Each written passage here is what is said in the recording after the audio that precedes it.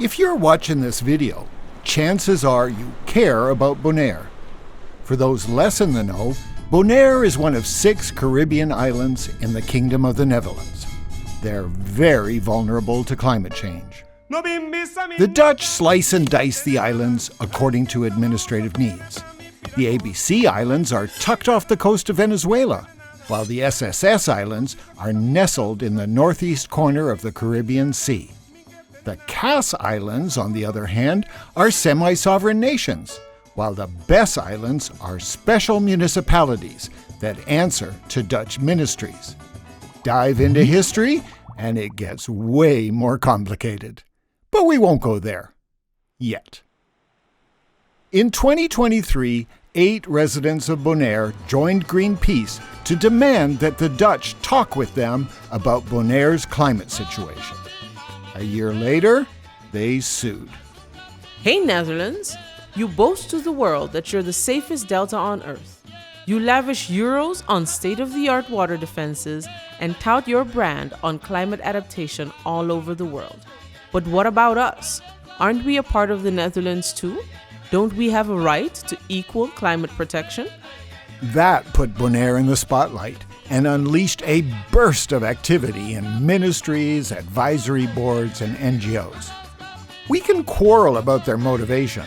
The point is this: the Dutch still have a chance to do right by Bonaire, but, and I hate to say this, there's an equal chance they'll get it wrong. Perhaps Dr. Poltergeist can help. Here's the thing. You have this way about you.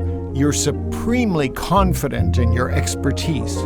You see what you think is wrong and what needs to be done. You value directness, especially when it's yours. Sometimes that makes your advice hard to swallow. So let's play a game designed to help you. Think of all the ways in which the Netherlands and Bonaire are similar, even though they definitely are not. 1. Both Bonaire and the Netherlands are facing longer droughts interrupted by extreme rainfall. 2.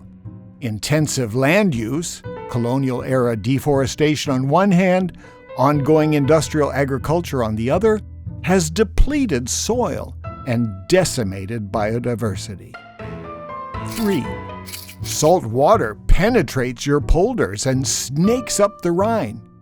Bonaire's groundwater is increasingly brackish. 4. Sea level rise laps up against your dikes. Much of Bonaire's low-lying southern coast will be swallowed by the sea. 5. Smoldering heat and insufficient tree canopy make the outdoors unbearable, especially for the elderly. 6. Your dunes and beaches require constant sand nourishment.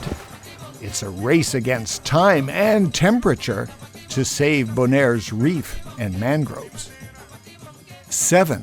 While the grazing of goats and donkeys reduces unprotected vegetation, your massive livestock populations poison soil and water. Goats, like cattle, are fixtures in the landscape and in the hearts of many residents. For Bonaireans, goats are walking symbols of resilience. In a pinch, you can slaughter one and serve stobado de cabrito to family and friends. 8. You say you are experiencing a migration crisis. Bonaire really is. We're not just talking tourism, which brings close to 500,000 visitors per year. Thanks to immigration, the resident population has more than doubled since 2004. Guess where the largest group comes from? You got it, the Netherlands. This will sound familiar. Most new Dutch residents don't want to integrate and don't bother to learn the majority language. Sorry, it's not Dutch, it's Papiamentu. They're living large in their kingdom paradise. And, just between us, they're building in low elevations where no sensible Bonairean would choose to live. 9. You not only produce endless climate reports, advice, and plans for yourselves, you shower them on Bonaire. Be honest, you're itching to tell Bonaire what it should do, right? Setting aside whether you actually know what Bonaire needs, take a look in the mirror. You've been dispensing excellent advice to yourself for decades, and you're not listening. There are so many things you know you should do, and yet you don't. What if you were as kind to Bonaire as you are to yourself? There is one more way you're like Bonaire. You both have amazing stories of resilience. You fought against water for centuries. It's in your DNA, you say. Fair enough. But has it ever occurred to you that the story of slavery that the people of Bonaire tell, that story you'd rather not hear, is the proud story of their resilience? For centuries, we were enslaved, condemned to labor and often to die in the white hell of the salt pans. Despite everything you did, our culture survived. Pese nos dushi papiamento, that's why our beautiful papiamento that was created in resistance to you, tanifica turcos pa nos. It means everything to us. Are you ready to begin? Let's think of Bonaire as an upside-down polder, bone-dry instead of waterlogged, surrounded by a fragile coral reef.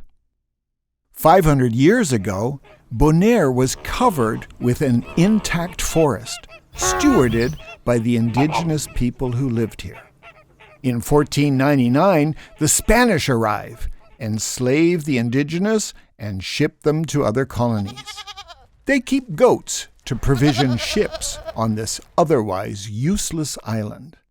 The Dutch take over in 1636. They're desperate for salt. Neighboring Curacao becomes the central market for enslaved Africans. While the Dutch drain wetlands in Europe, they wreak environmental and human destruction on Bonaire. For centuries, they use kingdom slaves, not without acts of resistance, to extract salt under cruel conditions, to fell the brazia tree for dye, to harvest the divi-divi for leather tanning, to clear-cut Klein Bonaire and much of the main island for charcoal, eroding precious topsoil and undercutting the island's hydrology. We can chalk up the near extinction of the Wayaka tree to brief British rule and the ruthless ambitions of one Joseph Folk.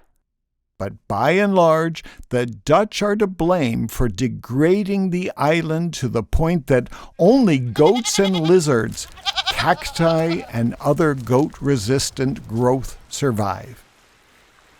The influx of new Dutch immigrants with their penchant for vulnerable beachfront villas is just the latest chapter. What kind of climate protection would be best for Bonaire? Dutch solutions are not the answer.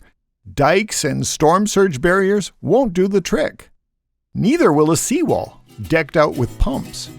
We need a homegrown recipe for resilience. So let's summon the goat to whip us up a douchey climate policy stew.